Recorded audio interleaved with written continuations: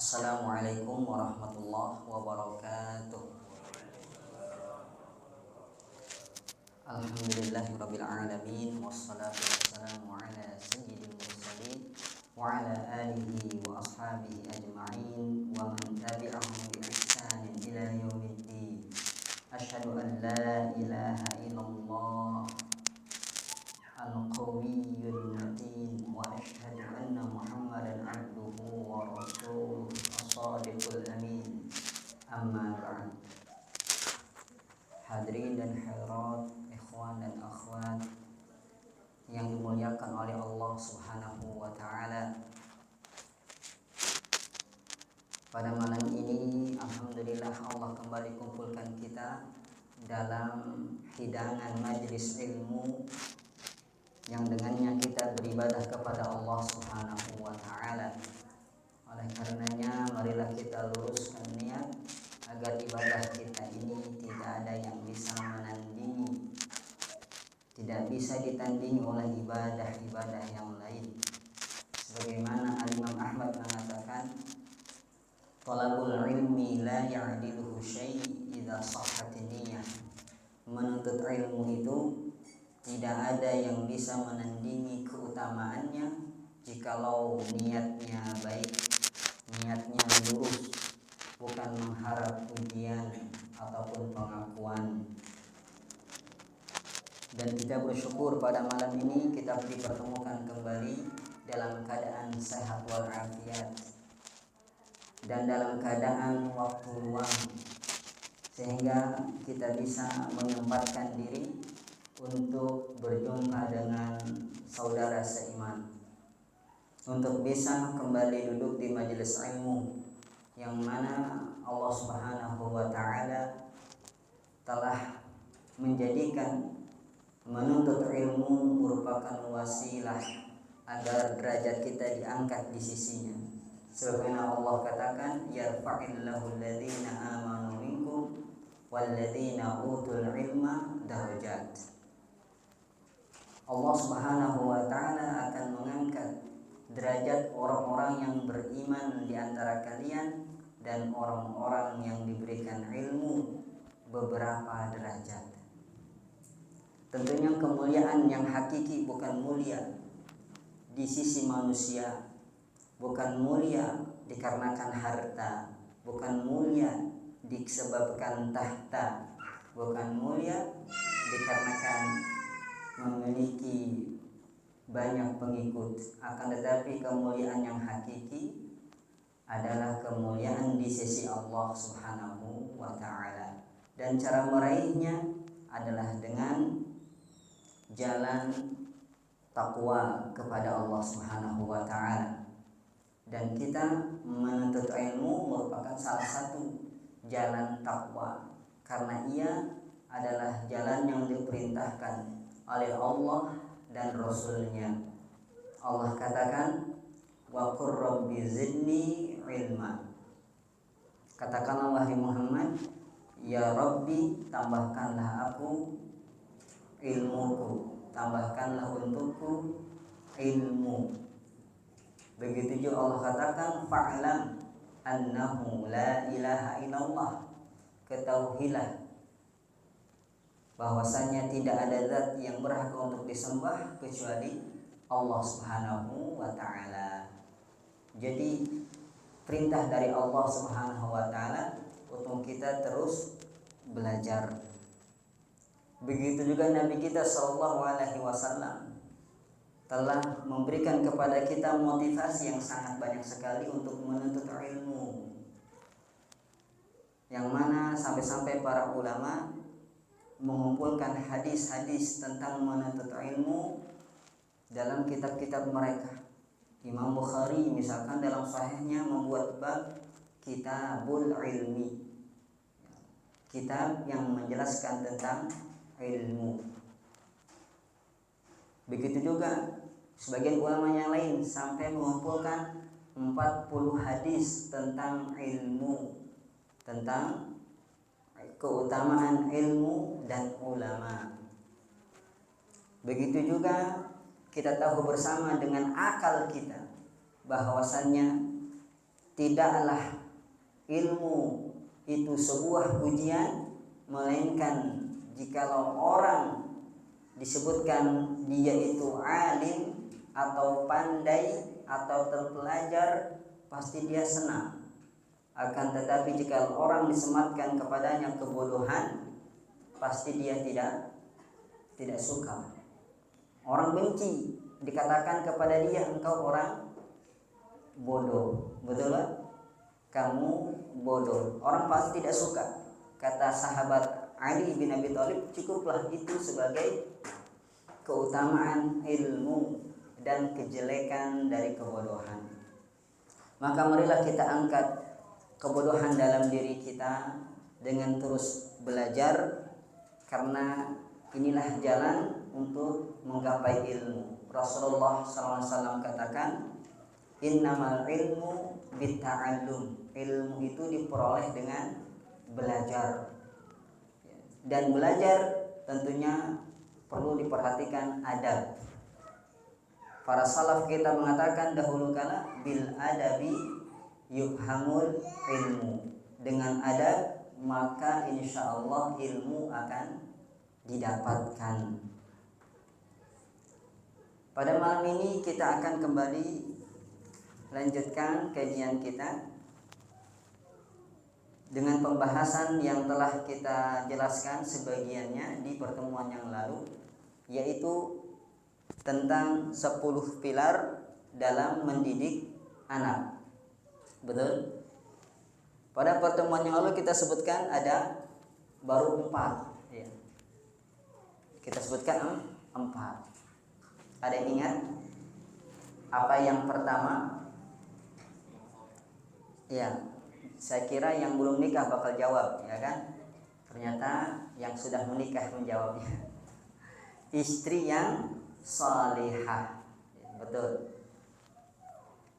Jadi pilar pertama dalam mendidik anak, agar anak kita menjadi anugerah bukan fitnah, agar menjadi anak saleh dan salihah, bukan anak yang durhaka, agar menjadi anak yang bisa bermanfaat bagi orang tuanya, agamanya, dan bangsanya. Maka perhatikanlah pilar yang pertama ini, yaitu memilih wanita yang salihah. Karena ibu adalah al-madrasatul ula, sekolah yang pertama. Bahkan kita katakan yang paling utama. Sebelum dibukanya sekolah-sekolah, pesantren-pesantren, kampus-kampus, bahkan TK-TK, PAUD, ya, buud, ya kan? Sudah ada sekolah di mana? Di rumah-rumah. Siapa mentor dan guru dan pakarnya di dalam? Yaitu sang ibu. Jikalau ibu tersebut adalah ibu yang salihah, insya Allah akan menularkan kesolehannya kepada anaknya. Jikalau ibu tersebut ibu yang salihah, pasti akan mengajarkan yang baik-baik. Pasti akan memberikan keteladanan yang bagus. Dan anak pun akan meniru orang tua yang baik. Jadi sangat penting untuk memilih istri yang salihah. Bagi yang belum, berpikirlah 2 kali. Memang betul kecantikan itu menarik. Memang betul harta itu ya bikin kita bahagia dan asyik. Memang betul jabatan ya membuat kita bebas untuk berbuat dan bergerak. Akan tetapi ingat kata Nabi, fadfar bidzatiddin, beruntunglah bagi mereka yang memilih calon istrinya karena agamanya. Enggak apa-apa hitam dikit, penting manis kan gitu. Nggak apa-apa, nggak berduit, yang penting salihah ya. Nggak apa-apa dari keluarga yang biasa saja, yang penting terjaga dari keburukan dan merusak kehormatan. Penting untuk memperhatikan calon istri yang baik. Jangan sampai kita buta mata kita ketika melihat kecantikannya, nggak mau mendengar lagi nasihat ya, bahwasanya wanita tersebut bukan wanita yang baik-baik. Nggak apa-apa, bisa dipoles ya katanya. Ternyata bonyok laki-laki, susah. Jangan bikin PR, jangan bikin PR. Kita sudah capek mencari nafkah di luar, bekerja, banting tulang, peras keringat, putar otak, capek. Nyampe rumah ternyata ada PR ya, yang segitu numpuk. Apa itu? Istri yang tidak baik, harus kita didik lagi, harus kita bimbing lagi. Hakikatnya wanita kan bengkok, tercipta dari tulang rusuk, sebaik apapun. Apalagi yang belum jadi, bikin pusing kita. Kenapa? Nambah bengkok, makin bengkok. Kalau kita paksa lurus, pecah, patah. Ya. Kalau kita biarkan, tetap saja bengkok. Yang ada akhirnya apa Pak? Gigit jari, menyesal. Kenapa aku milih dia? Kenapa aku menikahi dia? Ya, mau diceraikan nggak mungkin, eman. Dibiarkan ya bikin hati sesak. Maka bagaimana? Didik. Tidak ada kata terlambat. Ada yang bertanya, Ustadz gimana? Saya sudah menikahi istri saya yang sekarang dan keadaannya ya seperti itu. Apakah harus saya cari istri baru, Ustadz? Enggak gitu, Pak. Bukan itu rumusnya. Bagaimana Bapak mencari istri baru pada istri pertama masih buruk? Betul? Yang ada malah ribut, Pak. Yang ada malah cekcok nanti, perang dunia nanti Pak. Kubu R1 dan kubu R2. Ditambah Bapak pusing, Bapak digencet. Maka sebaiknya fokus ke satu istri tersebut, didik dulu dia. Kenapa? Tidak ada kata terlambat. Ingat kisah Nabi Nuh dan Nabi Lut. Apakah kedua istrinya istri yang salehah? Tidak, bahkan kafirah. Ya, mereka tidak muslimah, tapi tetap Nabi Nuh mendakwahi istrinya, Nabi Lut mendakwahi istrinya. Jadi itu Nabi, apalagi kita. Ya. Dan alhamdulillah istri kita masih muslimah, tinggal dipoles. Ya, dia sudah menerima Allah sebagai Tuhannya. Kenalkan Allah, tancapkan ya muraqabatullah dalam hatinya. Dia sudah mengimani Rasulullah sebagai nabinya. Tinggal ditancapkan ittiba'nya. Ya, ajarkan sunnah-sunnah nabinya. Dia telah mengikrarkan Al-Quran adalah kitab suciku. Ya tinggal diajarkan Al-Qurannya, sampaikan isi kandungannya. Tapi saya nggak paham Ustaz. Belajar, ya. Ini upaya Bapak sekarang pada malam ini ataupun di waktu yang lain, di tempat yang lain belajar itu upaya. Yang penting ada usaha, Pak. Ya, ada usaha. Dan satu lagi Pak, mintalah taufik dari Allah, mintalah hidayah dari Allah Subhanahu wa ta'ala. Karena sehebat apapun kita, kita sudah ngaji sana sini, kita sudah membaca buku ini buku itu, kita sudah menyimak pengajian ceramah-ceramah, bahkan kita belajar dengan bersungguh-sungguh, tapi kalau kita lupa dengan Allah, tidak berdoa, ya Allah tunjukkanlah istriku ke jalanmu yang lurus, lupa dia dengan Allah Subhanahu wa ta'ala. Hati-hati, sulit untuk mendidik istri kita karena mungkin kita lupa mendoakan, lupa berdoa kepada Allah Subhanahu wa ta'ala.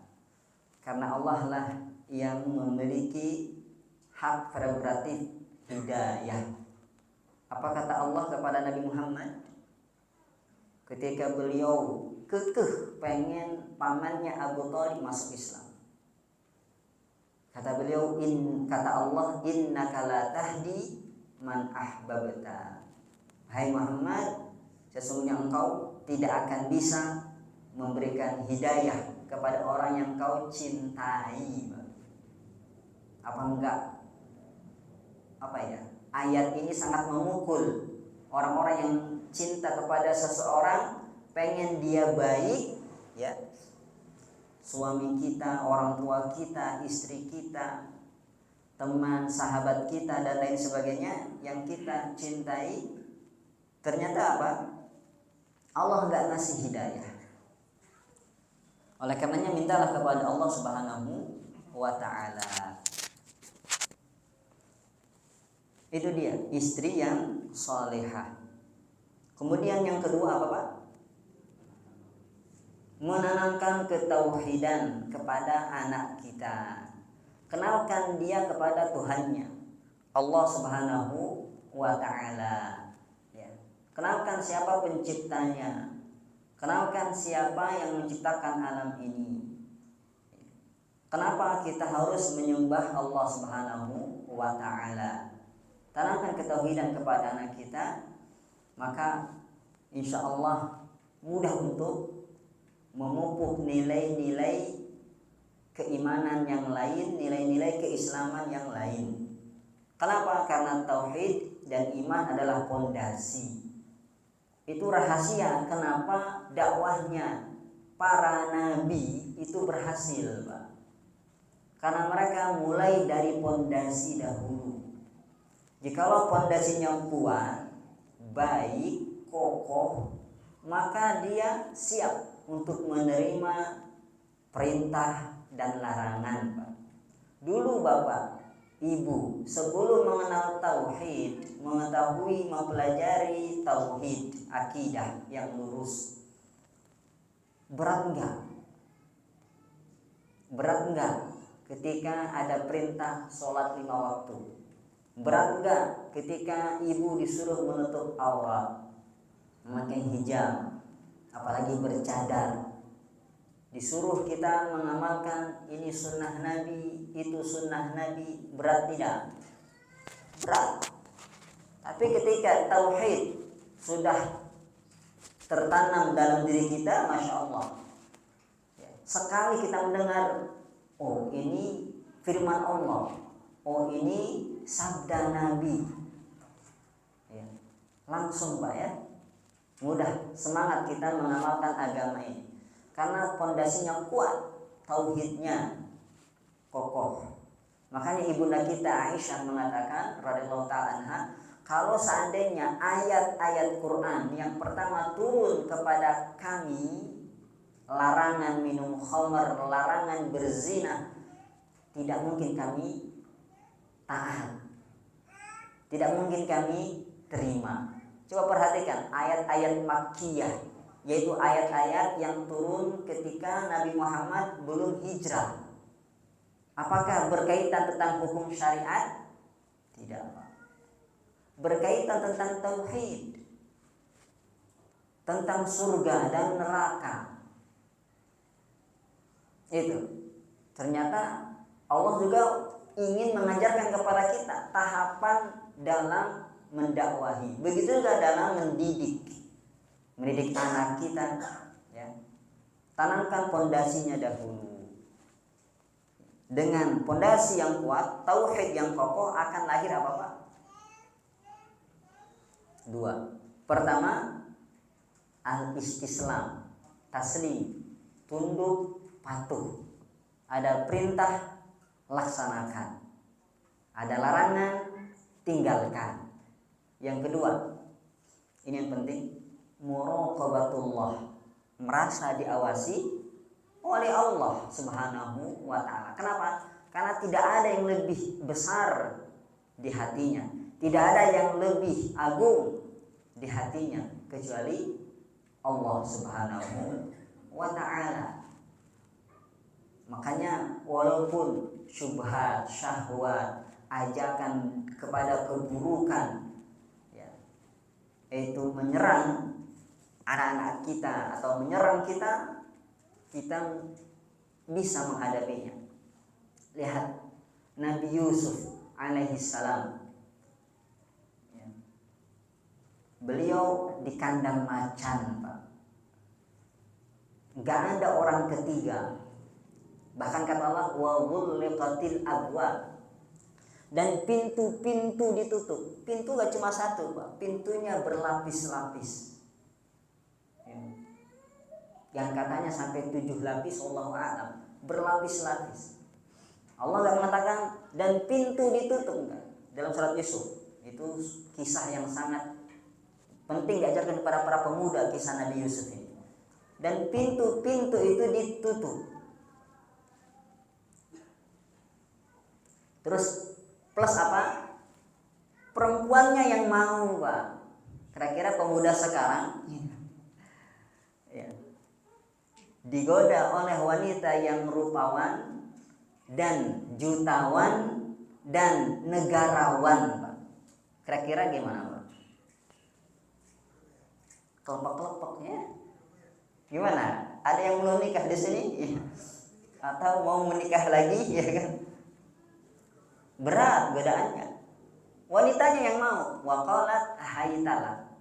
Dia berkata kepada Yusuf, "Kadieu atuh, ya, kesini, come here." Kayak gitu. Ditawari, Pak. Kucing kalau ditawari ikan asin bagaimana, Pak? Ya. Tapi ini bukan kucing, Pak. Nabi Yusuf alaihissalam. Beliau ketauhidannya kuat, ya. Padahal apa? Walaqad hamma biha. Nabi Yusuf punya keinginan. Ini Allah yang mengatakan. Nabi Yusuf punya keinginan. Wa hammat bihi. Wanita apalagi memiliki keinginan kepada Nabi Yusuf. Bayangin dari kecil dia melihat Yusuf gimana besar dari kecil. Ya, ganteng paten, ya kan? Gimana enggak menggoda? Gimana enggak tergoda seperti itu? Tapi lihat kata Allah, laula burhana rabbi. Kalau bukan karena hidayah dari Allah, ya, maka Nabi Yusuf pasti akan kecebur ke lembah tersebut, ya. Dan Nabi Yusuf alhamdulillah terjaga dari jerat apa? Wanita. Inna kaidakunna azim, kata Allah. Wanita itu tipu dayanya besar, bahaya. Ya, jangan main-main dengan wanita. Itu jadi tanam tauhid dalam diri anak-anak kita. Insya Allah. Pertama, mudah untuk kita mendidik. Tahapan selanjutnya apa? Dan menanamkan itu mudah karena anak kita apa, Pak? Masih suci, dia fitrah, mudah menanamkan ketauhidan. Kemudian yang ketiga apa, Pak? Betul, kasratud doa, memperbanyak berdoa. Bukan cukup doa satu kali, ya, tapi perbanyak. Kenapa kita harus perbanyak doa? Apa alasannya, Pak? Karena lupa.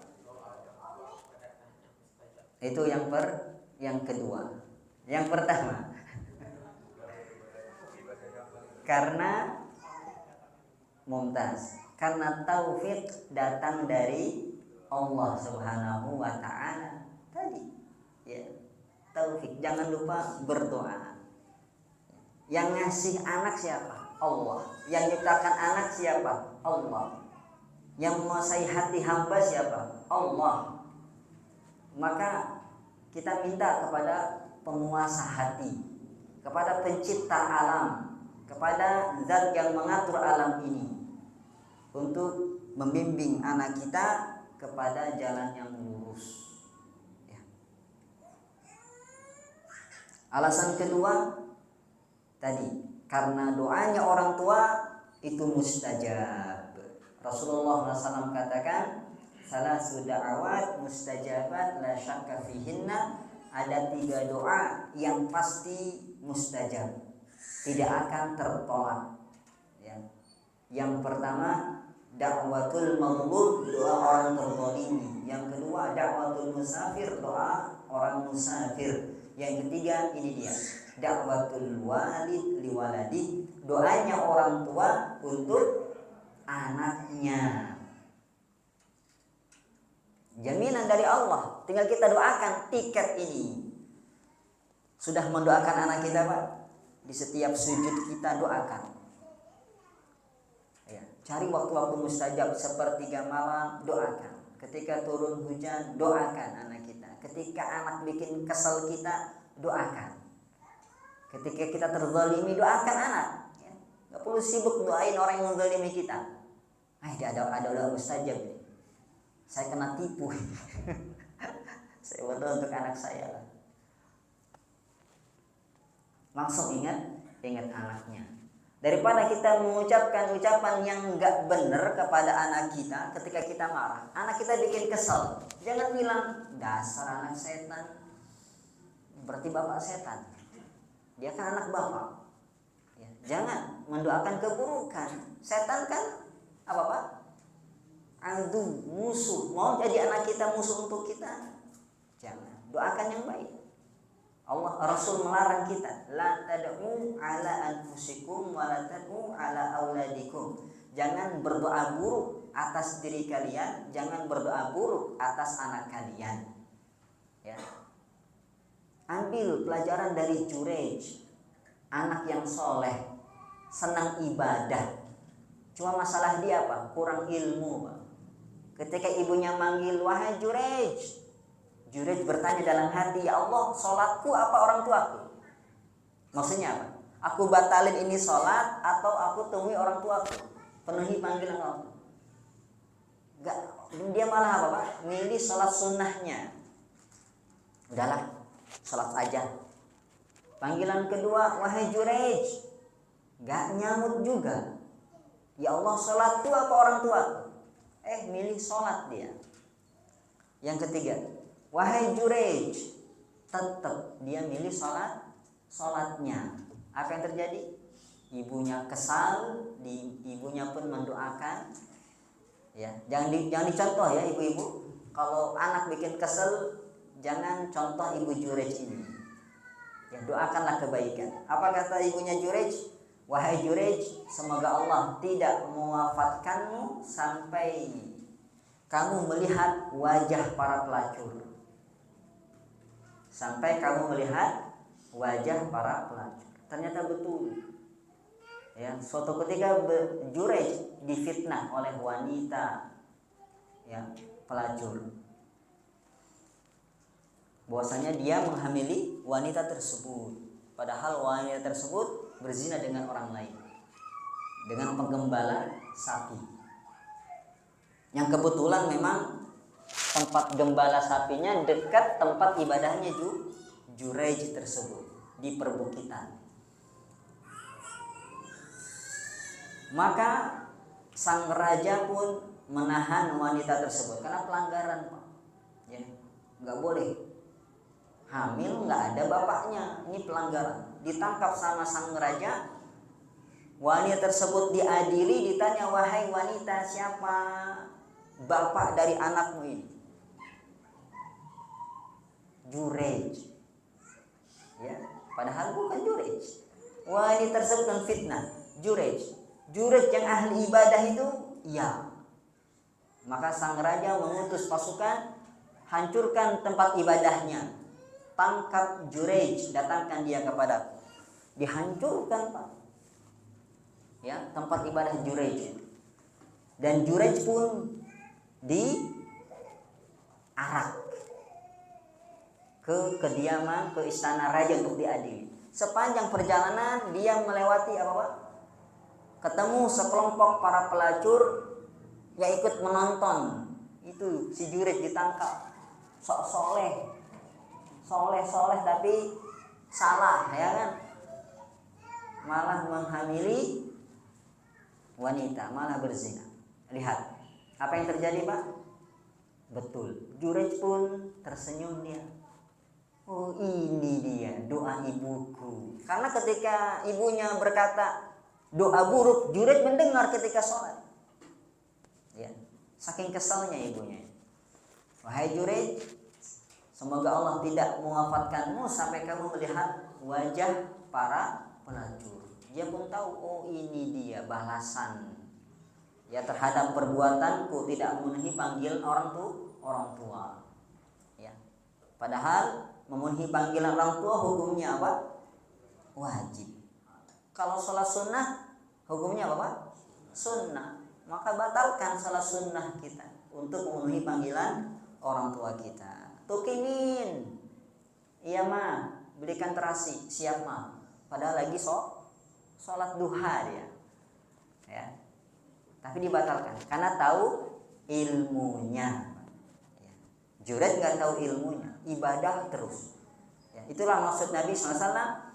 Apa? Fadlul alim 'alal 'abid kafadlil qamar 'ala sairil kawakib. Keutamaan orang yang berilmu itu seperti keutamaan rembulan di bulan purnama, ya.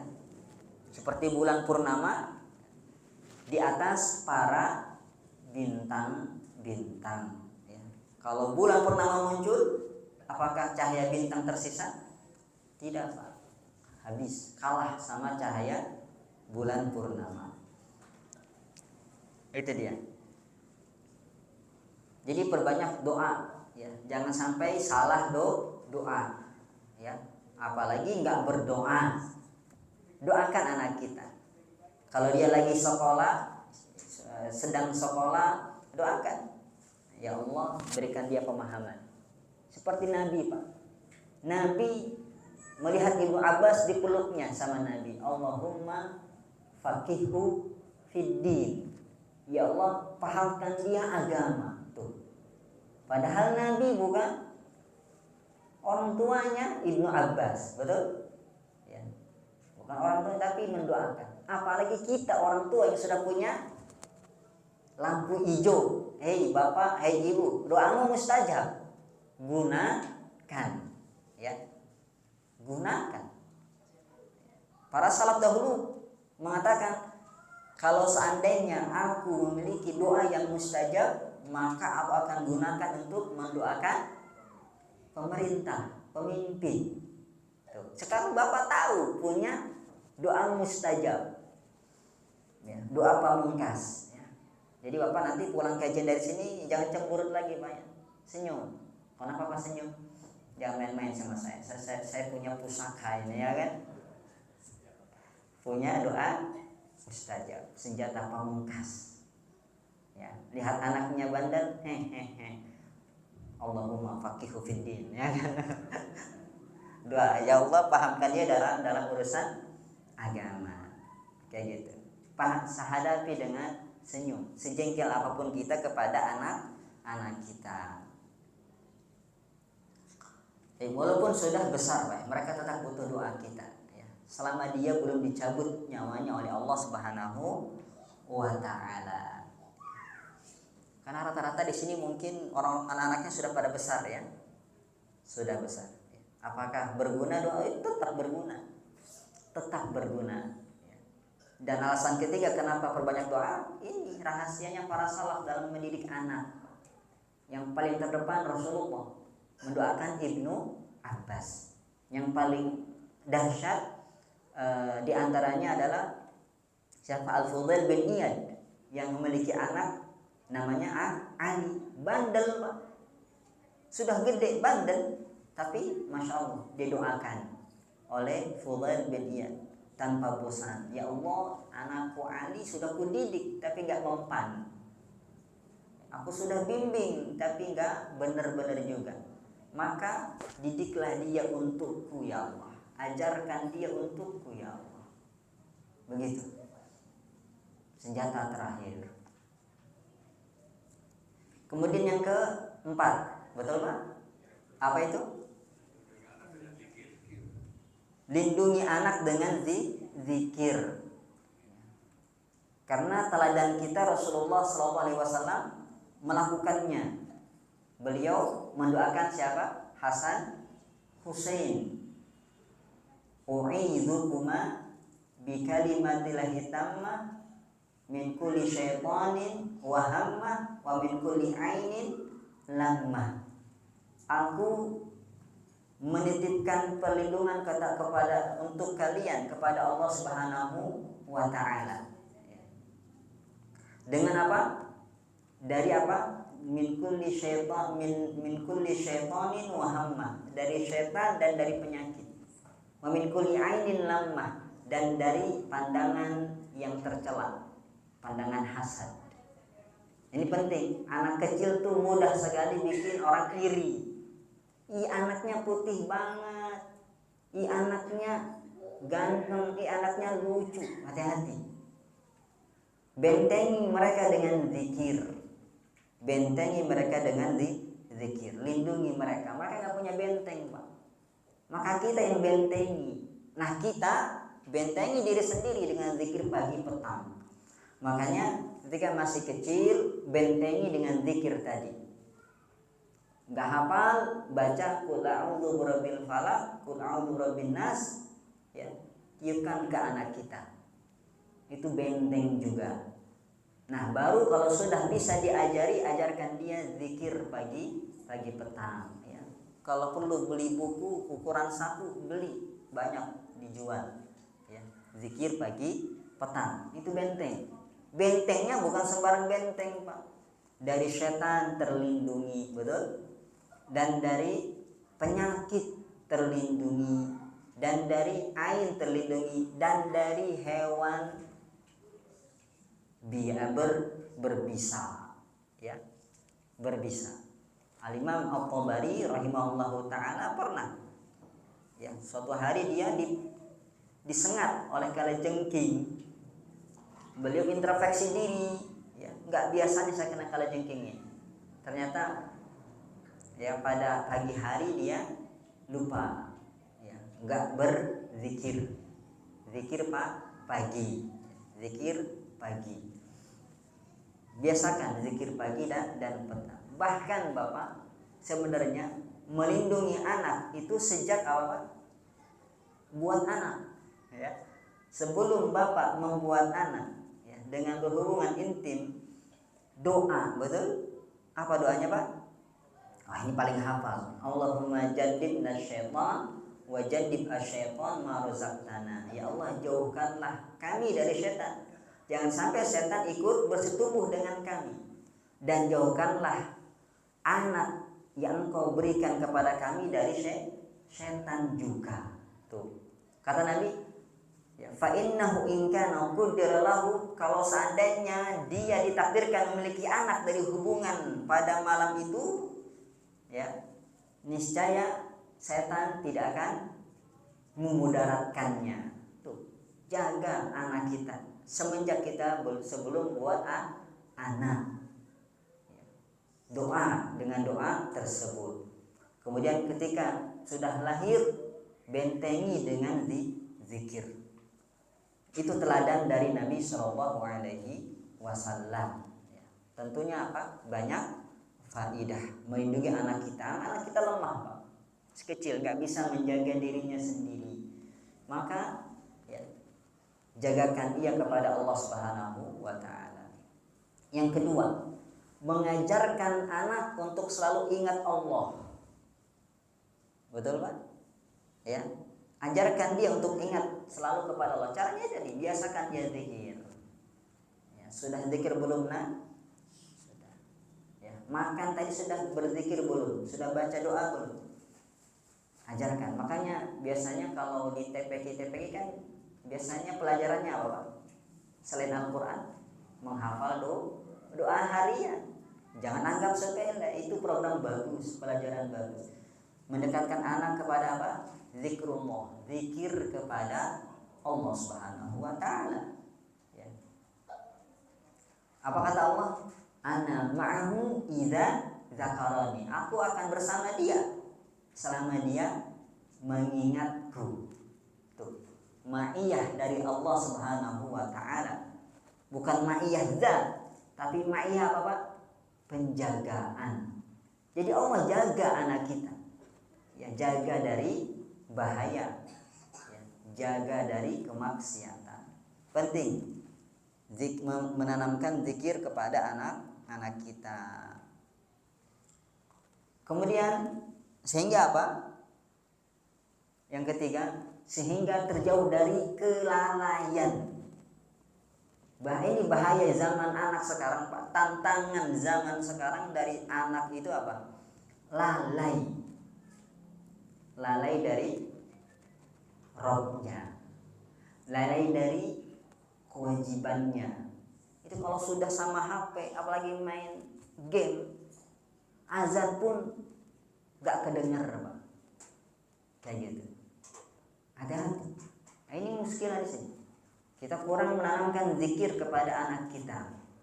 Ya. Lalai. Tapi kalau dalam hatinya sudah terbiasa zikir kepada Allah Subhanahu wa taala, dia selalu ingat kepada Allah. Oh, ini panggilan azan, siap bergerak ya ke masjid kalau dia laki-laki, sholat di rumah kalau dia perempuan. Ya. Tidak asik dengan ya, gamenya. Seperti itu. Jadi jauh dari kelalaian dari Rabbnya. Karena lawan dari zikir adalah apa? Lalai. Kemudian itu yang keempat ya. Sekarang yang kelima, ikhtiyarul asma'il thayyibah. Memilih nama yang baik. Nah, ini penting. Memilih nama yang baik. Loh, apa kaitannya Pak? Nama dengan mendidik anak. Apa kaitannya Pak?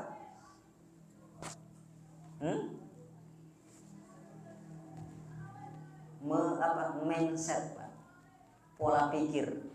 Kalau kita beri dia nama anak yang baik, apa Pak? Harapannya jadi anak yang baik. Ya. Harapannya jadi anak yang baik. Makanya Rasulullah itu nggak tinggal diam. Ketika tahu ada nama anak kecil buruk, diganti sama beliau. Ada anaknya Umar bin Khattab namanya Asiyah, bukan Aisyah. Asiyah pakai sod ya. Apa artinya Asiyah? Wanita yang suka bermaksiat. Wujubunnya. Subhanallah. Rasulullah merubah dengan nama apa Pak? Jamilah. Apa Jamilah? Wanita yang baik. Ini cantik terus ini ya. Wanita yang baik. Makanya ada pepatah mengatakan likulli rajulin minisbihi nasibun ya. Bagi setiap laki-laki dari namanya memiliki bagian. Jadi ada bagian seperti doa Pak. Dia mindset. Bayangkan kalau setiap hari dipanggil sama temennya, Asiyah, maksiat lagi ya kan. Jadi tertanam, bikin dia minder, bahkan jadi bahan ejekan. Betul Pak? Makanya harus 24 kali 1000 kali buat anak lagi, buat nama anak. Jangan sembarangan memilih nama anak. Pikirkan. Apalagi jangan sampai nama itu kayak mudah dipelesetin, jadi bahan bulian. Akhirnya apa? Jadi bahan bulian oleh temannya dan dia pun minder, dia pun merasa terkucilkan, merasa jadi bahan ejekan, bulian. Buruk apa tidak, Pak? Akibatnya buruk. Makanya Masya Allah, Islam agama yang lengkap mengajarkan kepada umatnya bagaimana seharusnya memilih anak. Ya, seharusnya memilih anak itu bagaimana? Kenapa? Karena Nabi kita, siapa namanya, Pak? Siapa Nabi kita namanya? Lupa. Jangan lupa, Pak. Muhammad sallallahu alaihi wasallam. Apa artinya Muhammad? Terpuji. Bagus kan namanya? Bagus. Ya. Tuh, bagaimana memilih nama yang bagus? Nama Nabi kita aja bukan sembarangan namanya. Muhammad yang terpuji. Ya. Jadi ini keteladanan dari Nabi kita. Nabi kita ada namanya pilihan. Kok kita malah sembarangan milih nama anak? Siapa namanya? Jojon. Ya, Jojon ya. Jangan sampai. Contohlah Nabi kita Muhammad namanya. Siapa namanya? Mamat. Allahu Akbar. Nanti diajak sama temannya, inna sholati wa nusuki wa mamati katanya. Jadi bahan ejekan. Quran jadi bahan ejekan. Ya. Mati. Aduh, jadi bahan ejekan. Itu berpengaruh pada psikologis anak. Jangan jadikan anak sebagai akibat kejelekan kita ngasih nama yang salah. Ya. Ngasih nama yang salah. Ya. Makanya pertegas sejak kadang orang tua gini, Pak. Ada nama asli, ada nama panggilan. Nama aslinya Usama, bagus nggak? Bagus. Ya, artinya singa, ya kan? Bagus. Hewan yang nggak masalah ngasih nama dengan nama hewan, tapi hewan yang mengandung pujian ya. Singa kan terpuji, rajanya hutan ya, bukan hutan. Bagus. Bukan berarti boleh ngasih nama kalbun ya, kirdun, itu nggak boleh. Ya, itu hewan-hewan yang nggak bagus, jangan kasih nama. Ya, kayak gitu. Namanya Usama, ya, panggilannya Usam. Aduh, apa Usama? Kan asing. Tahu ibu-ibu ya, Masya Allah. Jangan. Usam. Aduh ya, jangan. Tegas, namanya Usama, panggilannya ya Usama. Ya, biasakan Usama gitu. Makanya saya kadang lucu, saya punya tetangga dulu pas di Bogor itu. Nama anaknya Masya Allah, bagus ya, nama lengkapnya. Dipanggilnya ya Allah, jelek sekali, Pak. Saya lupa, saking jeleknya saya lupa. Gak mau ngingat saya itu, Pak, karena jelek itu buat apa? Jelek. Saya lebih memanggil nama aslinya saja. Saking jelek. Ternyata apa? Ya. Diakui sama orang tuanya ketika teman-temannya manggil dia dengan panggilan seperti itu. Nggak apa-apa, Ustaz. Ya, jangan seperti itu, Pak. Ya. Nama Nabi kita aja nama baik, terpuji. Itu pertama. Yang kedua, Nabi kita aja menyuruh kita memberi nama-nama anak kita dengan nama yang baik. Apa kata Rasulullah SAW? Ahabbul asma ilallah Abdullah wa Abdurrahman. Nama yang paling baik, yang paling dicintai oleh Allah adalah Abdullah dan Abdurrahman. Ini kan saran dari Nabi. Mau nggak kita punya pahala lewat anak, lewat nama anak? Kasih ya nama anak kita dengan Abdullah atau Abdurrahman. Ya, kata para ulama, begitu juga dengan nama yang disandarkan kepada Allah, kepada penghambaan kepada Allah. Abdul Razak, Abdul Ghaffar, ya, Abdul Qayyum, Abdul Rauf, Abdul Rahim, sama seperti itu. Nabi yang nyuruh kita ngasih nama dengan nama yang paling Allah cintai, Abdullah dan Abdurrahman. atau abdul yang lain kepada Asmaul Husna ya. Yang ketiga, Nabi kita sallallahu alaihi wasallam melarang kita untuk memberikan nama-nama yang buruk, yang jelek maknanya ya. Di antaranya sabda beliau, "Naul asma yaumal qiyamah indallahi rajulun tasamma malikal amlak." Nama yang paling buruk di sisi Allah pada hari kiamat adalah seseorang yang memiliki nama Malakul Amlak. Apa? Malikul Amlak, rajanya raja.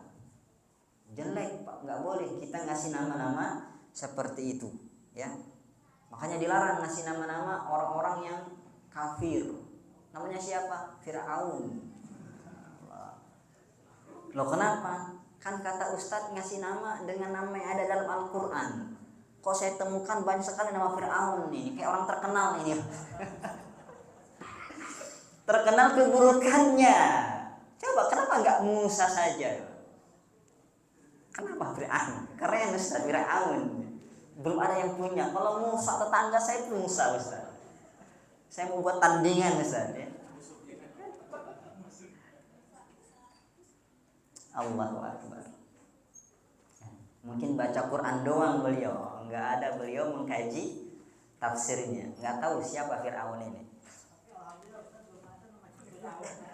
Ada Pak, sempat ada ya, guru saya yang cerita, tetangganya namanya Fir'aun ya, korban pengajian juga ya. Ustadznya bilang, bapak-bapak, ibu-ibu, kalau ngasih anak berilah nama yang ada dalam Al-Quran Pak ya. Dibukalah Al-Quran, kok Fir'aun lagi ya, Fir'aun lah ini, kayaknya orang terkenal di dalam Al-Quran ya. Wallahu a'lam. Seperti itu. Namanya siapa? Korun ya.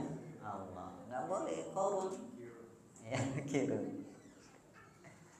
Siapa namanya? Haman. Nah, jangan, itu orang buruk ya. Namanya siapa? Iblis, jangan, nggak boleh. Walaupun ada dalam Al-Quran, kenali siapa mereka. Apakah tokoh ya yang baik, apa tokoh antagonis ya yang buruk. Kayak gitu. Dilarang kita memberikan nama-nama yang seperti itu.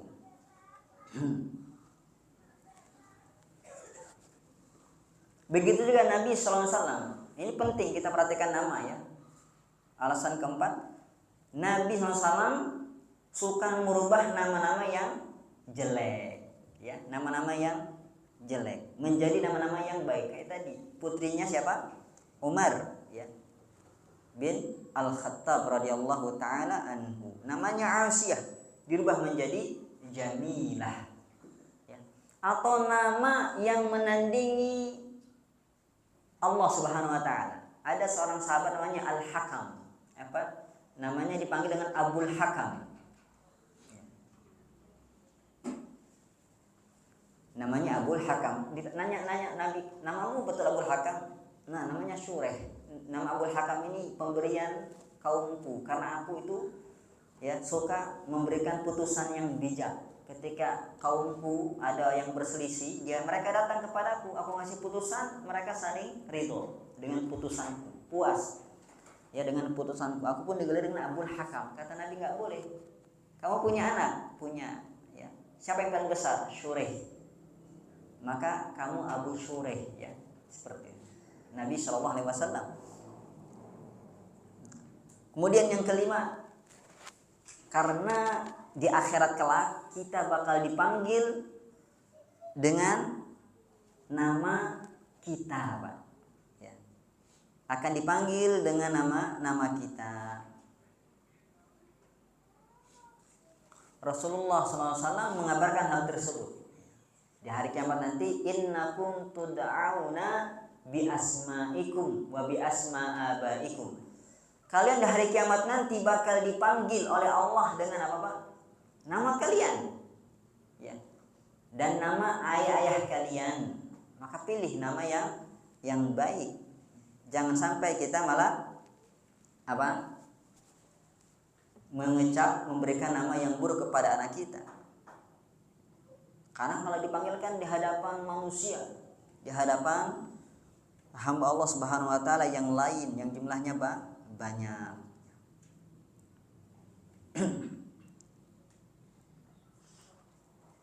Baik. Terus nama yang baik yang bagaimana? Pertama, nama yang telah ada nas. Itu adalah nama yang paling baik. Makanya nama ranking pertama adalah nama Abdullah dan Abdurrahman. Ya. Nggak keren Ustaz. Itu paling keren di sisi Allah Subhanahu wa taala. Kita cari ridho siapa? Kita cari ridho siapa ya? Kita cari pahala, ya Pak. Jadi kita suka dengan nama Abdullah, ya. Namanya siapa? Abdullah. Kita memanen pahala, terus mengalir pahala kepada kita. Karena nama yang kita berikan kepada anak kita nama yang Allah cintai. Nama yang paling Allah sukai, Abdullah dan Abdurrahman. Kemudian ranking kedua, nama yang disandarkan pada penghambaan kepada Allah. Pilih Asmaul Husna tambahi Abdu.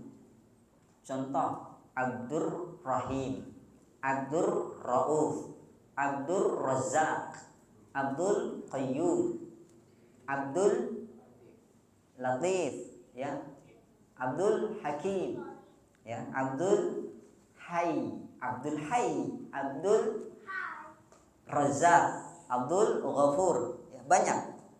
Itu nama-nama yang disandarkan kepada penghambaan. Nah, ini pun ya merupakan kias kepada nama Abdullah dan Abdurrahman, ya. Dan insya Allah mendapatkan pahala dari Allah Subhanahu wa taala. Ranking ketiga, nama nabi, ya, seperti siapa? Nah, nabi kita Muhammad, Ahmad, Musa, Ibrahim, Sulaiman, kayak gitu, ya. Kenapa? Karena mereka nama para nabi, para rasul, orang-orang terpuji. Ingat, ada harapan anak kita seperti mereka, ya. Kemudian yang keempat, nama orang soleh yang paling terdepan para sahabat. Siapa namanya? Ya, Abu Bakar. Masya Allah. Ada nama anak bapak Abu Bakar namanya. Kecil sudah Abu, ya kan? Kecil-kecil sudah Abu. Kasih nama Umar, Utsman. Menariknya Pak, para sahabat yang lain tuh ngasih nama anak beli mereka dengan nama sahabat yang semisal. Ya, kayak Ali bin Abi Thalib punya anak namanya dinamai dengan nama-nama sahabat, Utsman, Umar, Abu Bakar, gitu. Jadi salah tuduhan Syiah bahwasanya Ali musuhan dengan Abu Bakar, Umar, Utsman. Mau anaknya sendiri dikasih nama Abu Bakar, Umar, Utsman, kayak gitu. Salah. Kasih nama-nama sahabat, ya. Masya Allah. Atau tabi'in, ya, Sufyan, Hasan al-Basri, ya, kayak gitu. Kemudian yang kelima, nama yang tidak termasuk nama-nama terlarang, ya, yang boleh-boleh, gitu. Pakai nama-nama, ya, makhluk Allah Subhanahu wa taala, ya. Tentunya selain hewan tercela dan malaikat, ya. Selain hewan yang tercela dan malaikat. Boleh ngasih nama misalkan pelangi, boleh. Mau langsung bangkit, ya kan? Kasih nama bintang boleh. Ya, tapi jangan bintang jatuh, ya. Siapa namanya bintang jatuh, ya? Jangan. Ngasih nama bintang, pelangi boleh. Ya. Gak masalah. Ya. Kalau nama hewan, pilih hewan-hewan yang bermartabat, Pak. Hewan-hewan juara kayak singa. Siapa namanya? Usaid. Apa Usaid? Singa kecil. Dan menariknya singa ini banyak padanan kata dalam bahasa Arab. Kalau di Indonesia singa ya singa, betul Pak? Enggak ada. Singa sih, tapi kalau bahasa Arab banyak puluhan nama lain dari singa. Nama asalnya Asad, tapi nama lainnya banyak. Seperti apa? Hafs. Itu singa juga artinya. Makanya Umar punya anak namanya Hafs, Abu Hafs. Usamah artinya juga singa. Ya. Kayak gitu. Kemudian nama anak saya Firnas. Itu singa juga, salah satu maknanya singa. Kayak gitu. Jadi tidak masalah kalau hewan-hewannya yang terpuji lah, ya. Tapi kalau kirdun nggak boleh Pak, kalbun nggak boleh, ya, kayak gitu.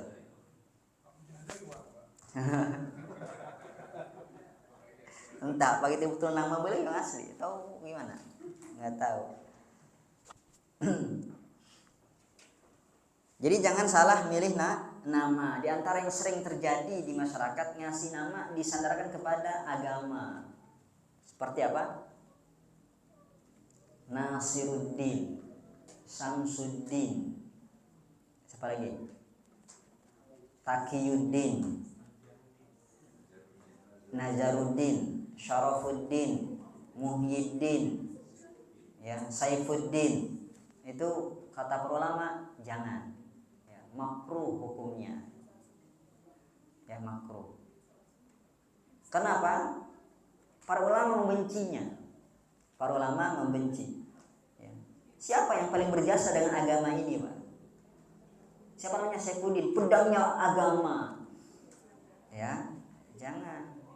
Atau kepada Allah tapi yang seperti Saifullah gitu, jangan. Ya. Apa? Aminuddin ya, Amiruddin jangan, ya, pemimpin agama lo, ya, itu dimakruhkan. Apalagi nama-nama orang-orang fasik, orang Kristen jangan. Ada namanya siapa namanya Kristiawan, nah, ganti itu, ya, masa orang yang Kristen, ya, dermawan orang yang suka berderma, ya kan, ini Kristiawan. Orang yang memeluk agama Kristen, jangan. Ada nama yang kayak gitu ada, ya. Akhirnya pun beliau nggak dipanggil dengan itu, panggil dengan pakai kunyah, ya. Nama teman saya namanya Abu Syakir, orang yang bersyukur nama anaknya, dia pakai Abu Syakir. Seperti itu Pak. Jadi perhatikan nama untuk anak-anak kita. Kemudian yang ke-6, pilar yang ke-6 adalah apa? Al-adlu bainal abna. Berlaku adil, ya, kepada anak-anak kita. Kalau anak kita 2, 3, 4, 5, perhatikan ini Pak. Ini pilar pendidikan yang sangat penting, ya. Jangan sampai kita tanamkan kezaliman dalam diri anak. Jangan sampai kita mengajarkan mereka ini. Kita ajarkan mereka adil. Kita ajarkan mereka saling menyayangi. Jikalau kita nggak adil Pak, sama saja kita mengajarkan apa? Permusuhan, ketidakadilan, kezaliman, pilih kasih. Kan sering alasannya apa? Ah, Bapak pilih kasih. Ah, Bapak nggak adil, Bapak zalim. Itu siapa yang ngajarin sebenarnya pertama kali? Kita. Enggak, kita punya anak 2 tapi berat sebelah, ya, 3 tapi cuma kepada si bungsu saja. Jangan sampai, harus berlaku adil. Cukup pelajaran siapa Pak? Nabiullah Yakub, ini nabi, punya anak banyak. Lihat bagaimana saudaranya Yusuf, Yakub punya anak, ya. Sampai abang-abangnya Yusuf itu ngomongin bapaknya, ya, sesungguhnya bapak kami fi dhalalin mubin, anak bapak kami tersesat dengan nyata. Karena merasa apa? Bapaknya melebihkan siapa Pak? Yusuf dan adiknya. Tuh, hati-hati, ya. Ya Ustaz, wajar lah bungsu, ini kan sudah pada besar. Enggak bisa, tidak bisa, ya. Tetap kita perhatikan anak-anak kita kalau tidak mau kita menyesal nanti kemudian hari. Itu Yakub alaihissalam, Al-Quran mengajarkan kita, ya, syariat sebelum kita, ya, kita ambil pelajaran di situ. Bagaimana, lihat, sampai-sampai saudaranya itu bersekongkol. Mereka bersekongkol, ini Yusuf ini kita apain? Kita bunuh saja atau gimana? Oh enggak, ya.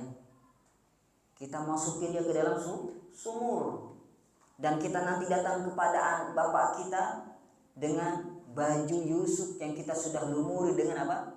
Darah dusta, ya, darah hewan, ya. Lihat, sampai segitunya akibat ketidakadilan di antara anak. Dan di masyarakat terjadi masyarakat kita zaman sekarang seperti itu. Benci satu sama lain, adik sama abang nggak akur, Pak, kayak kucing garong, nggak akur. Bahkan anak yang merasa nggak diadili, yang nggak disayangi, nggak di apa, memusuhi orang tuanya. Nggak cuma adiknya, ya, dimusuhi juga orang tuanya.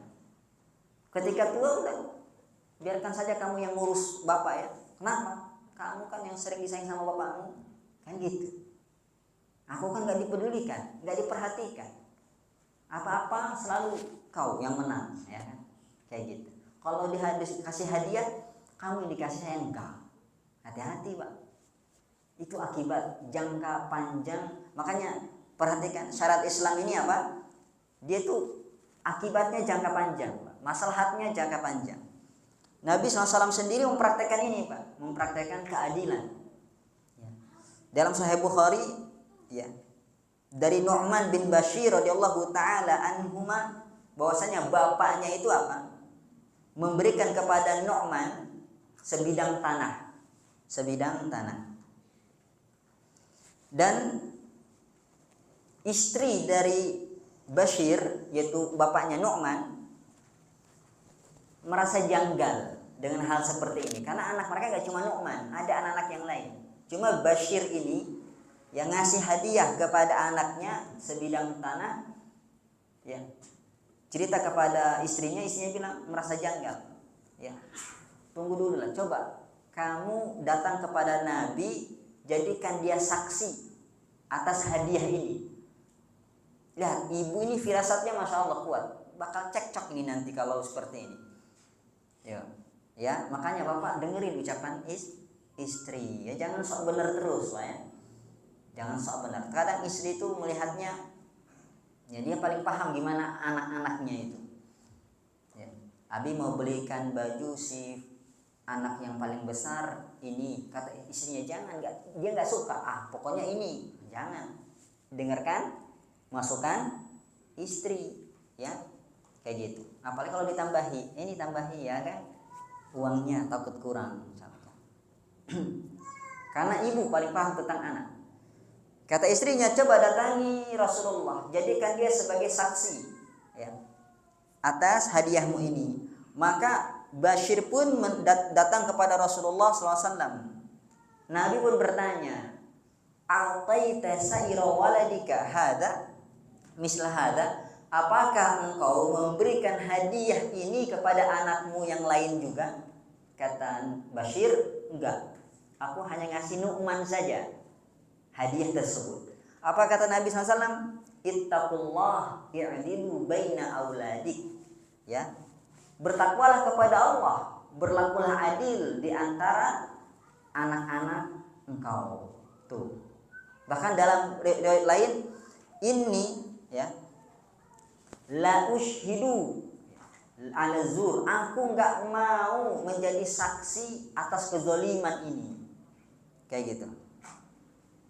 Bahkan dalam riwayat lain, lihat Nabi, ayasurruka an yakunu ilaika fil birri sawa.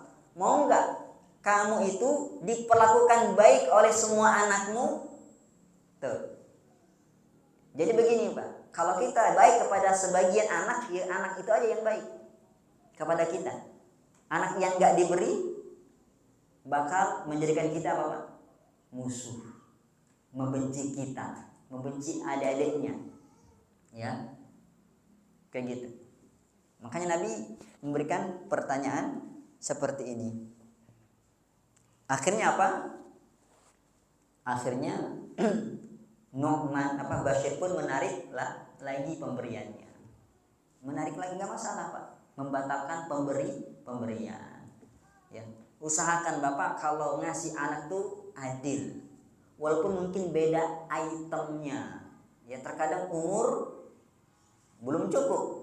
Si abang mungkin butuh A, si ade nggak butuh A, dia butuhnya B. Yang penting apa Pak?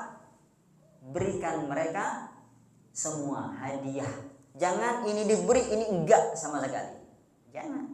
Bawa dua hadiah, ya. Mungkin yang satu es krim merasa duren, yang satu es krim merasa mangga.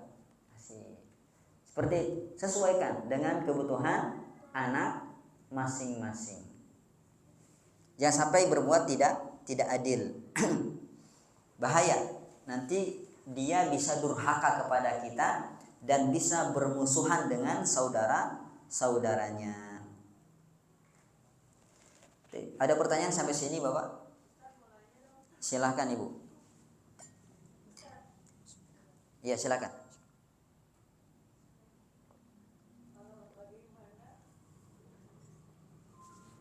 Mau ditulis silahkan, mau diucapkan silahkan. Iya silahkan.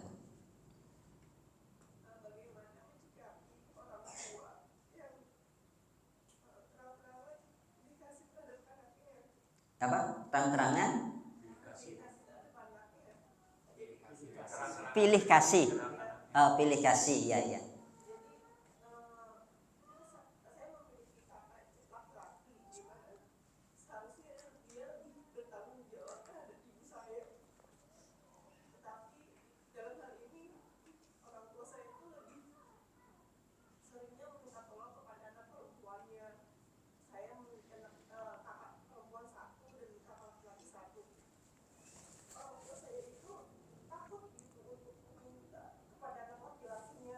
Karena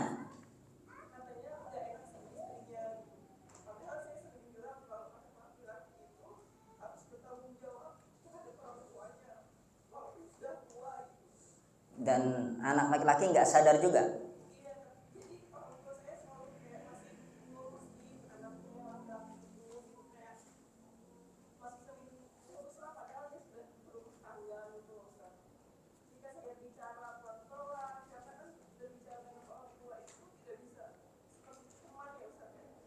Ya.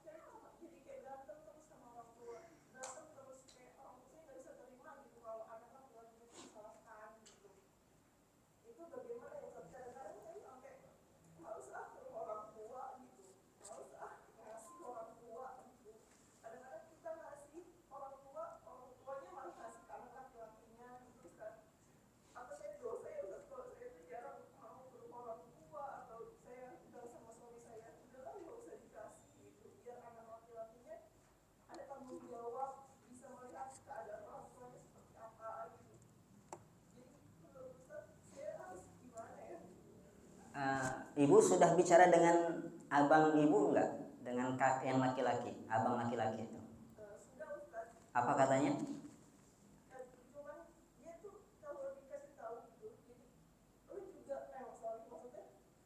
Ya nggak apa-apa, pakai bahasa yang ibu gunakan saja.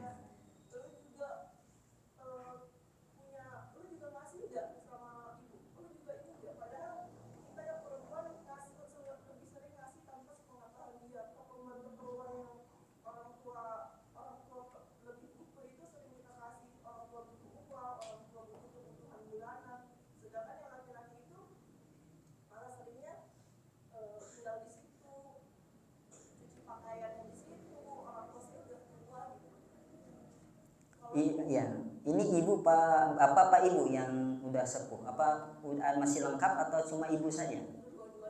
Masih ada. Tinggal bersama siapa?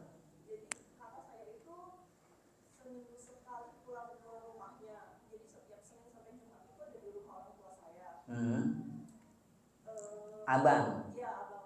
Kemudian kalau pulang itu cucian motornya itu ditaruh di rumah, jadi yang ngerjain itu orang tua saya gitu.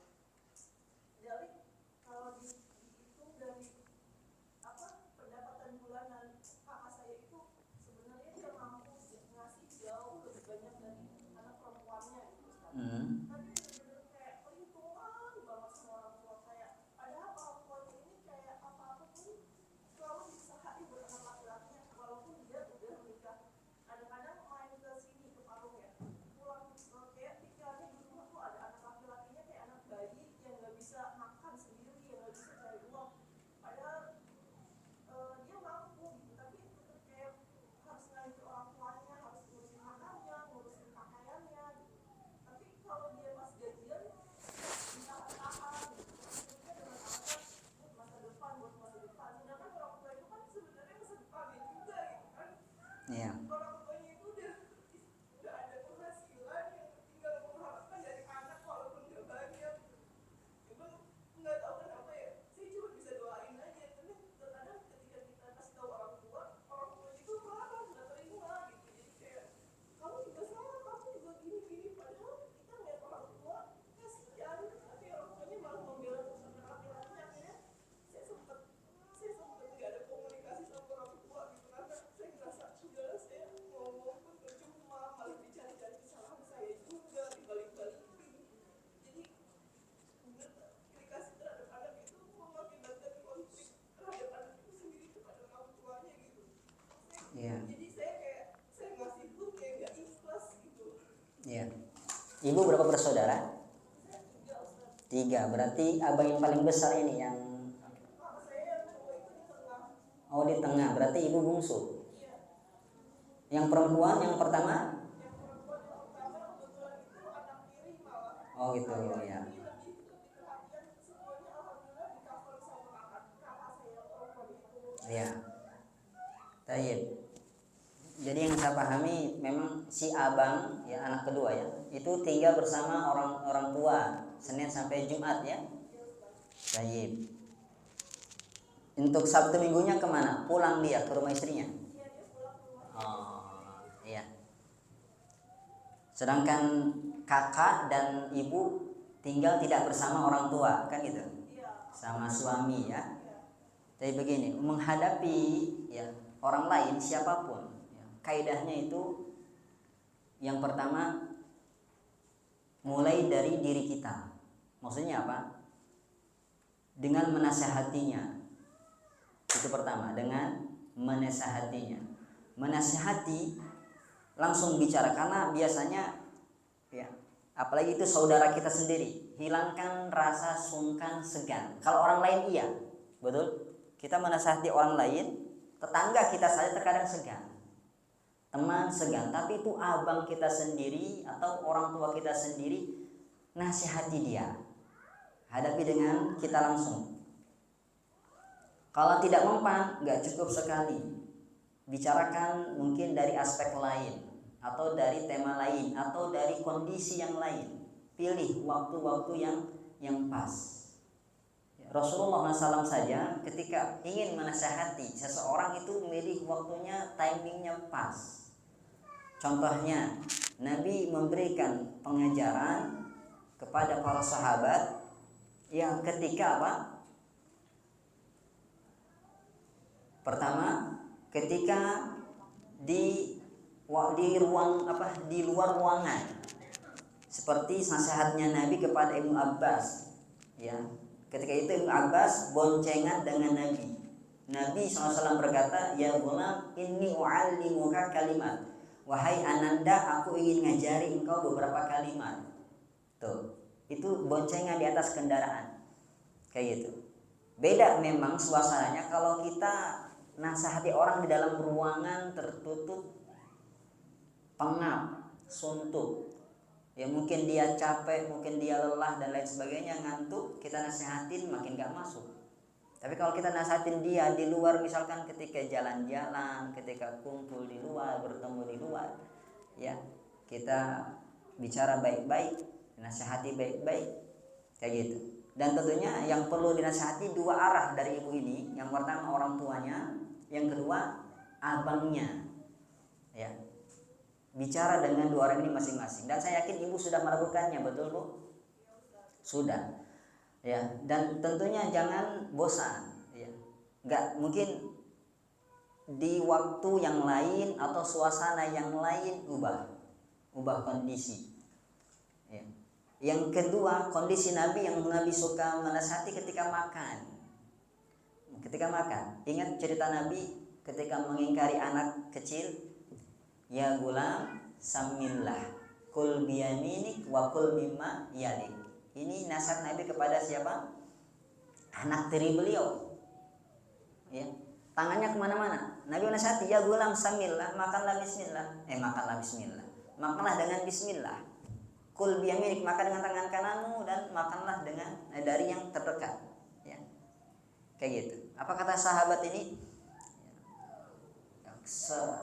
Wa madzalat tilka tu'mati. Ya, ba'da dzalik, dan itu tetap menjadi kebiasaanku semenjak diajari Nabi. Begitu membekas pengajaran Nabi ketika itu. Yang ketiga, ketika sakit. Ibu, orang tua ibu pernah sakit. Nah, pas sakit nasihati. Karena orang sakit itu mudah untuk dinasihati. Dia mudah menerima, Pak. Makanya kenapa orang yang kesurupan ketika kita ruqyah misalkan, mudah dia mendengar tuh. Ya, mudah dia menerima nasihat kita. Ya, Bapak punya jimat, punya keluarkan. Coba kalau dia lagi gagah, Bapak punya jimat, keluarkan. Apa muha? Ya kan malah kita ditantang pula nanti. Tapi kalau dia lagi butuh, lagi sekarat, lagi sakit, kita nasihati mudah kita arahkan. Ya.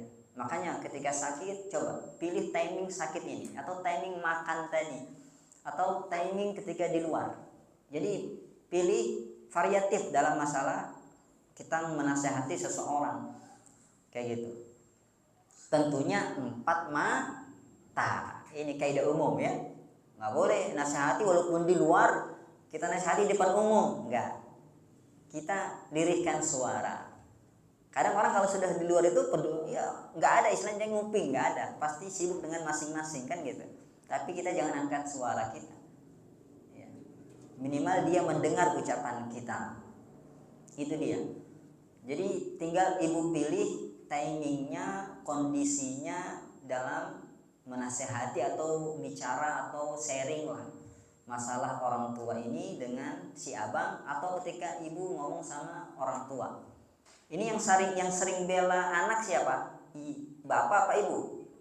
Ibu. Berarti ini masuk kita ke ranah yang kedua, metode kedua. Ibu sudah jeripaya, sudah maksimal menasihati, tapi masih juga gagal, maka pilih metode kedua. Ini semua diajarkan dalam Al-Quran dan hadis. Apa itu? Delegasikan kepada orang lain. Ya. Delegasikan kepada orang lain. Kalau kita nggak mampu, coba wakilkan ke orang lain. Kepada siapa? Utamakan kepada yang dia segani. Kita mau menasihati abang kita, coba cari tahu siapa yang dia segani, yang paling dia dengar. Oh, dia ustadz punya guru, panutan dia itu, didengar tuh ucapan gurunya. Ya, kayak gitu. Mungkin kalau disuruh jilati kaki, dijilatinya itu kaki gurunya. Coba datang ke gurunya, ya, sampaikan masalah ini, nggak apa-apa. Menyampaikan cerita masalah kepada seseorang untuk cari solusi itu boleh, bukan membuka aib, ya, nggak masalah. Sampaikan masalah. Hindun punya masalah apa, Pak? Pada zaman Nabi, sahabat Hindun, suaminya pelit. Nyampaikan kepada Nabi SAW. Nabi nggak mengatakan, tunggu, kamu buka aib, nggak ada. Nabi menyetujui, bahkan Nabi ngasih solusi, khudh ma yakfiki wa baniki. Ambillah dari harta suamimu tanpa pengetahuan suamimu apa yang mencukupimu dan anakmu. Ya, boleh. Ya, coba cari tahu siapa yang paling dia segani nih. Kita pengen nasihati si abang, coba cari tahu siapa yang dia segani. Oh, yang dia segani Ustadz bapaknya. Nah, ini kan tadi ibu yang sering bela, bapaknya. Ya, coba sampaikan ke bapak, tolonglah ngomong ke si abang itu, ya, supaya dia perhatian dengan orang tua. Dia kan anak laki-laki, paling bertanggung jawab kepada orang tua, ya. Yang sekarang laki-laki, yang laki-laki, ya, punya kewajiban lebih, tidak hanya kepada anak, istri, tapi juga kepada orang tua, ya. Jangan sampai lupa untuk menafkahi orang tua kita, ya. Masukkan ke dalam list pengeluaran kita, ya, bulanan. Sisihkan untuk orang tua kita. Bayangkan punya 5 anak, ya, setiap anak setoran 500.000, berapa Pak? 2.500.000, ya. Ya, orang tua jangan segan-segan setoran, ya kan? Enggak minta itu Ustaz, ya enggak. Anak bapak itu milik bapak, anak ibu milik ibu, ya, enggak masalah. Anta wa maluka li abika, kata Nabi, kamu dan hartamu milik orang tuamu, ya gitu, enggak masalah. Jadi delegasikan ibu, wakilkan, masya Allah, ya. Yang lain mana? Delegasikan, wakilkan kepada siapa yang dia segani. Kepada ibu untuk menasihati ibu, coba cari siapa yang paling dia segani. Oh, si bapak, ya, bapak saya Ustaz. Bapak minta, Pak tolong nasihati ibu, ya, agar jangan selalu membela si abang, seperti itu. Atau orang lain mungkin punya, ya, orang yang dia segani, kayak gitu. Nah, kita kan ingin islah. Allah mengatakan fab'atsu hakaman min ahlihi wa hakaman min ahliha. Ya, coba utus, ya, hakam. Apa? Orang yang mendamaikan dari dia, dari ini ayat ini bercerita tentang percekcokan suami istri, ya. Nah, ini juga bisa diterapkan dalam kehidupan kita, seperti soal ibu tadi, kayak gitu. Ya, tentunya prihatin. Jangan sampai hal ini terjadi berlarut-larut. Ya, selamatkan. Kata Nabi, unsur akhaka zaliman wa mazluman. Tolonglah saudaramu yang zalim dan yang dizalimi. Ini abang ibu zalim kepada orang tuanya. Dan yang kedua, nasihat saya, ibu, jangan merasa berkecil hati, jangan merasa kesal, ya, dengan perbuatan ibu, dengan perbuatan ibunya ibunya Umi, ya. Jangan sampai ada pikiran nggak ikhlas lah membantu, nggak ikhlas lah ngasih nafkah, nggak rela lah. Tidak, justru itu mungkin hikmah dari Allah agar pahala kita lebih banyak, betul? Agar pahala kita dari orang tua kita borong. Mungkin itu jalannya kita masuk surga. Ya, ingat, terkadang orang menyangka hanya dengan ibadah, sholat, zakat, puasa kita bakal masuk surga. Ya. Padahal ini kata Nabi SAW, ada di hambaku ini, ya, dia diuji oleh Allah Subhanahu Wa Taala dengan berbagai macam ujian. Diuji terus, setiap hari diuji oleh Allah Subhanahu Wa Taala. Tahu-tahu ketika dia di akhirat derajatnya tinggi di surga. Kaget. Dari mana ini? Ternyata apa, Pak? Dari ujian Allah Subhanahu. Makanya betul, ujian itu mengangkat derajat, menghapus dosa. Mungkin itu hikmahnya, rahasia Allah menginginkan ibu, ya, untuk apa? Bersabar menghadapi ujian ini. Mungkin Allah pengen ibu masuk surga dengan cara ini, gitu. Nah, ibu mau kan masuk surga, Bu? Mungkin ini jalannya. Jadi jangan sampai ada pikiran-pikiran ya, kok saya aja, hapus, itu bisikan setan menyesatkan, kok saya aja, bawahnya nggak ikhlas, jangan ya. Bagaimanapun orang tua kita, dialah yang telah melahirkan kita, dialah yang telah mengandung kita selama 9 bulan, melahirkan menjadi nyawa taruhan hidupnya ya. Kemudian 2 tahun disusui kita sampai besar, Masya Allah.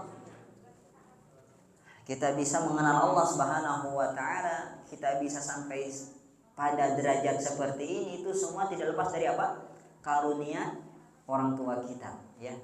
Tentunya dari Allah Subhanahu wa Ta'ala. Makanya betul, orang tua pahlawan tanpa jasa. Orang tua pahlawan sepanjang masa. Tidak apa-apa ibu, insyaallah ta'ala, mudah-mudahan abang ibu diberikan hidayah oleh Allah Subhanahu wa Ta'ala. Bagi teman-teman ini, coba doakan ya, bizahiril ghaib, tanpa ibu tahu diam-diam ada yang mendoakan ya. Semoga abangnya ibu diberikan hidayah oleh Allah Subhanahu wa Ta'ala ya, diberikan hidayah oleh Allah Subhanahu wa Ta'ala. Itu doa mustajab. Apa? Doa bizahril ghaib. Idza da'a ahadukum li akhihi bizahril ghaib ya, qamal malaikatu khalfaha wa qala amin. Atau kama qala sallallahu alaihi wasallam, apabila salah seorang di antara kalian mendoakan saudaranya tanpa dia ketahui ya, bahwasanya dia didoakan, maka malaikat akan mengaminkan ya. Wa qala amin walaka mislu dzalik. Malaikat mengatakan apa? Amin, dan bagimu yang semisal ya. Itu doa mustajab. Dan sekarang ibu terzalimi, nah ini ada tiket, doakan ya.